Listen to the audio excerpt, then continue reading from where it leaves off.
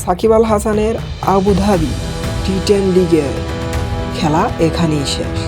আর হয়তো দেখা হবে না সাকিব আল হাসানকে।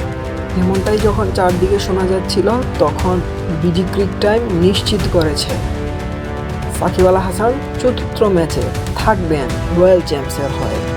জানা গেছে পার্সোনাল কারণে তিনি দলের বাইরে ছিলেন। গত 3 ম্যাচ তিনি দলের সাথে উপস্থিত ছিলেন না এবং আজকের তৃতীয় ম্যাচেও তিনি খেলবেন না। চতুর্থ ম্যাচ থেকে দেখা যাবে সাকিব আল হাসানকে।